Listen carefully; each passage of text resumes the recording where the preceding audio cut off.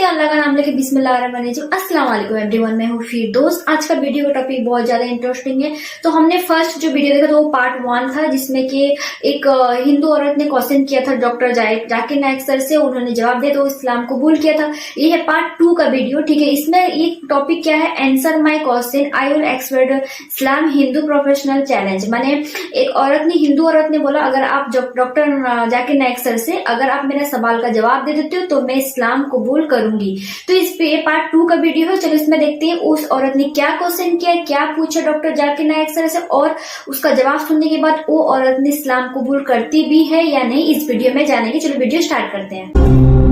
बिस्मिल्लाहिर्रहमानिर्रहीम। अस्सलामु अलैकुम नाज़रीन, दीन दुनिया चैनल में आपको खुश आमदीद कहते हैं। मैं पेशे के एतबार से लेक्चरर हूँ और इस्लाम और तकाबली उलूम की रिसर्च स्कॉलर भी हूँ। मेरा नाम नीलिमा है। मैं आपके इल्म का एहतराम करती हूँ, लेकिन मेरा एक सवाल है। भोजपराना में लिखा है कि जो भी नबी आएगा, जो भी पेशगोइयाँ उसके हवाले से की गई हैं, वो इन्हें पूरा भी करेगा। जो नहीं करता वो नबी होने का अहल नहीं है। ये सादा सी मंतक है। भोजपराना में लिखा है कि आने वाला नबी मोहम्मद के सिवा कोई नहीं, मगर आपने इससे अगले श्लोक नहीं पढ़े। नबी को मलीचा कहा गया है और मलीचा को संस्कृत में नॉन आर्यन, गुनाहगार या बुरा आदमी कहा जाता है। ये मलीचा के 3 मतलब हैं। तो क्या इसके मुताबिक आपके नबी गुनाहगार या बुरे आदमी थे? और इस पेशगोई का अगला हिस्सा ये है कि वो मार वस्तल से ताल्लुक रखते होंगे, और संस्कृत में इसका मतलब है मौत की सरजमीन, और अरब को तो मौत की सरजमीन का खिताब कभी नहीं मिला क्योंकि ये बंजर जमीन है। और तीसरा पॉइंट है कि नबी पंचगोया और गंगा दरिया में गुस्ल करेगा,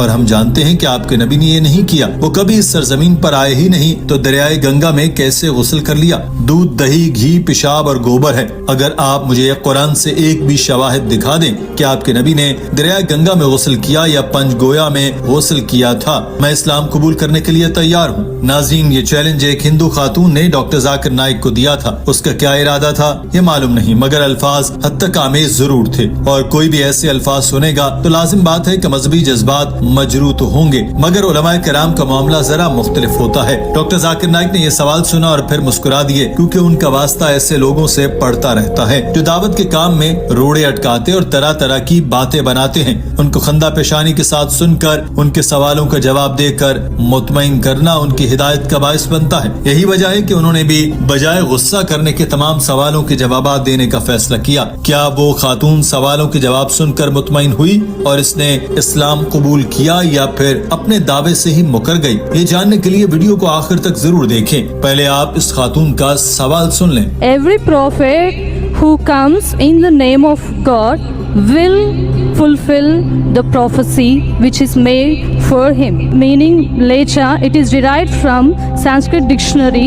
The meaning, and the meaning means non-Aryan or sinner or wicked person. These are the 3 different meanings given to the word lecha. So according to this, can Muhammad be a sinner or a wicked person? If you show me at least single reference from Quran wherein Muhammad has taken bath in either in all these 5 products, that is milk, curds, ghee, urine and cow dung, I am ready to accept Islam today.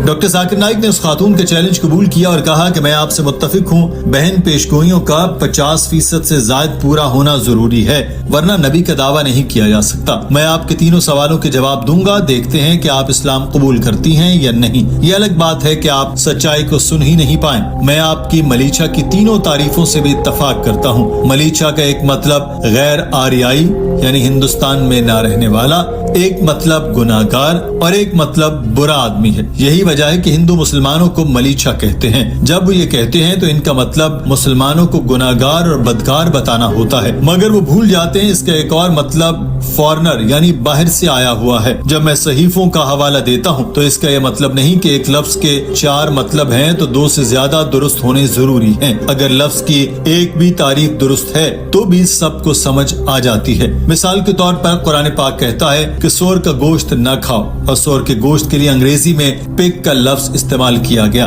آج اگر آپ dictionary کو کھولیں تو پگ کا مطلب police والا بھی لکھا ہے، مگر جب قرآن اور بائبل باتیں کرتے ہیں تو وہ پگ کا مطلب سور کا گوشت ہی لیتے ہیں۔ جب بائبل میں لکھا ہے کہ پگ مت کھاؤ تو اس کا مطلب ہے سور کا گوشت مت کھاؤ، اس کا یہ مطلب نہیں کہ پولیس والا مت کھاؤ۔ اگر آپ تقابلی مذہب کی طالب علم ہیں تو آپ کو معلوم ہونا چاہیے کہ ایک لفظ کے 10 مطلب بھی نکلتے ہیں، تو آپ کو ان 10 میں سے ایک درست لفظ کو چننا ہے جو آپ کی بات پر پورا اترتا ہو۔ 2 بھی صحیح ہو سکتے ہیں، 3 بھی، اور 10 کے 10 بھی درست ہو سکتے ہیں، مگر 10 میں سے ایک مطلب بھی صحیح ہو تو یہ اس پیشگوئی کو درست ثابت کرتا ہے۔ تو یہاں ملیچا کا مطلب غیر آریائی ہے، اور میں نے بھی جب یہ لفظ اپنے لیکچر میں استعمال کیا اس کو واضح بھی کیا کہ اس کا مطلب غیر آریائی ہے۔ آپ کسی غلط مطلب کو اس پیشگوئی کے شامل کر لیں تو بہن یہ آپ کی غلط فہمی ہے۔ اگر آپ کہیں کہ بائبل اور قرآن کہتے ہیں کہ پگ کا مطلب ہے پولیس والے کو مت کھاؤ تو آپ خود کو تقابلی مذہب کی طالب علم نہیں کہہ سکتی۔ Today, if you open the dictionary, one of the slang meanings for pig is a cop, means a policeman. So one meaning is pig, the other meaning is a policeman. But naturally the Quran and the Bible, when the Bible says in the book of Leviticus chapter number 11 verse number 7 and 8, in the book of Deuteronomy chapter number 14 verse number 8, and the book of Isaiah chapter number 65 verse number 2 and 5, when it says don't have pig, it doesn't mean don't have a policeman. If you are a student of comparative religion, if there are 10 meanings, even if one is correct, you have to choose the right one. 2 may be correct, 3 may be correct, all 10 may be correct. But even if one is correct out of 10, it can fulfill the prophecy. So here I agree with you, Sister. Malaysia does mean non-Aryan. To Indian it will be a foreigner. And I said in my speech when I translated, a Malaysia means a foreigner. Now you want to go in the wrong way and say Malaysia means wicked here. That is a misunderstanding, sister. Doctor Zakir Naik نے اس خاتون کے دوسرے اعتراض کے جواب دیا جس میں اس نے کہا تھا کہ نبی کا تعلق مار بستل سے ہوگا۔ اس پر جواب دیتے ہوئے آپ نے کہا کہ میں آپ سے متفق ہوں کہ مار بستل کا مطلب موت کی سرزمین ہے، مگر آپ نے مار بستل کا دوسرا مطلب نہیں بتایا جس کا مطلب ہے ریتلی زمین۔ آپ ڈکشنری دوبارہ کھولیں تو اس مطلب کو دیکھیں۔ میں تقابلی مذاہب کا طالب علم ہوں، میں جانتا ہوں کہ مار بستل کا ایک مطلب موت کی سرزمین ہے مگر دوسرا مطلب ریتلی زمین بھی ہے، تو آپ کیوں ایک غلط مطلب کو اپنے دلائل میں شامل کر رہی ہیں؟ اس کا مطلب ہے آپ ایک غلط سمت میں جا رہی ہیں۔ اگر آپ دوسرے تمام پوائنٹس کو دیکھتے ہیں جن کا میں نے ذکر کیا اور وہ 100% درست ہیں تو کہا بھی آپ کو صحیح معنوں کا انتخاب کرنا ہوگا۔ مار بستل کے معنی سے ایک ریتلی پٹڑی یا ریگستان ہے۔ Your second meaning Marustal. One of the Marustal I do agree. Mar means death, but the other meaning of Marustal in Sanskrit is a sandy track. You go back to the dictionary today and open. In our Islamic Research Foundation, we have a Sanskrit dictionary also, sister. I am a student of comparative religion. I do agree. One is a place of death, the other is a sandy track. So why are you taking the wrong meaning? That means you are going out of the way.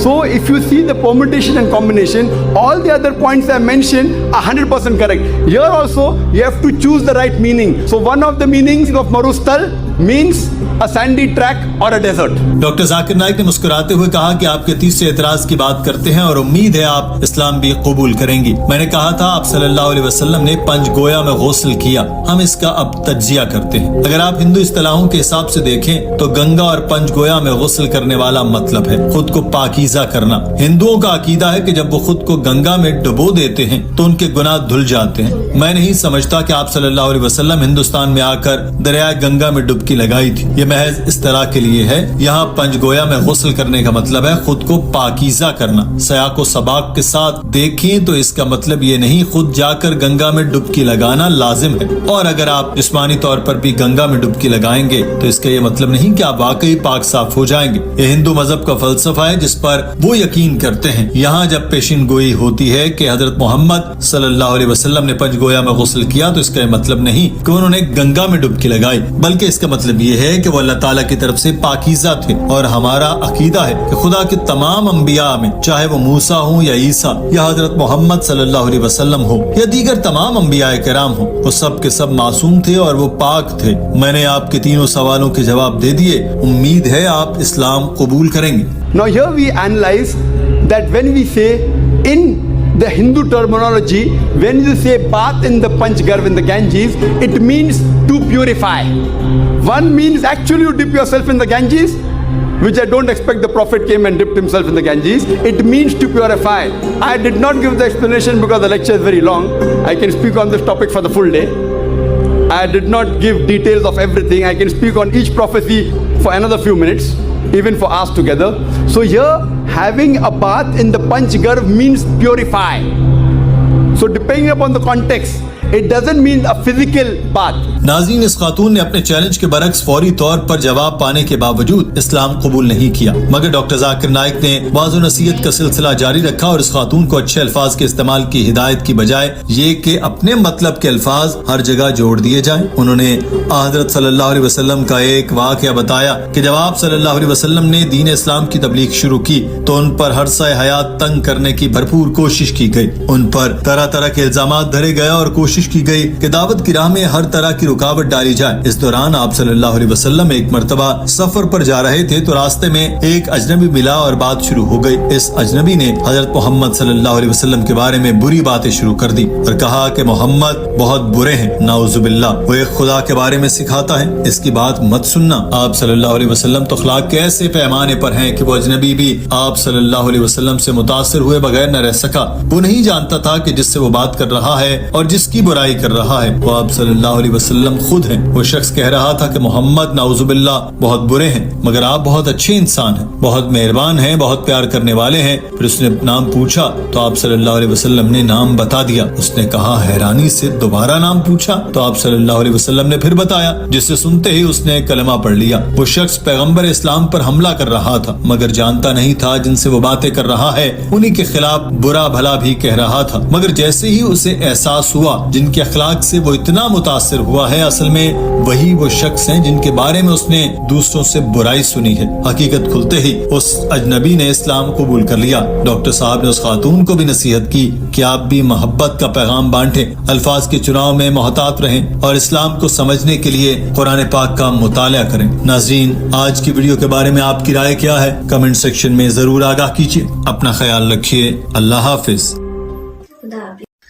जो कि ये video बहुत अच्छा था। तो मतलब हिंदू औरत doctor Zakir Naik sir से कुछ क्वेश्चन पूछती है, मतलब हमारे रसूल पाक सल्लल्लाहु अलैहि वसल्लम के बारे में क्वेश्चन, आप जाके वीडियो में देखो आपको समझ में आएगा तो पाक है कि नहीं, इससे कुछ क्वेश्चन पूछती है तो उसका जवाब भी देते हैं डॉक्टर जाकिर नाइक। तो उसके बाद में औरत इस्लाम कबूल नहीं करती। तो इस वीडियो में बहुत बताया गया उसका क्या क्वेश्चन था। इस वीडियो को जाके जरूर देखो, ठीक है। अगर वीडियो अच्छा लगे तो चैनल को सब्सक्राइब कर दो एंड वीडियो को लाइक कर दो। अस्सलाम वालेकुम।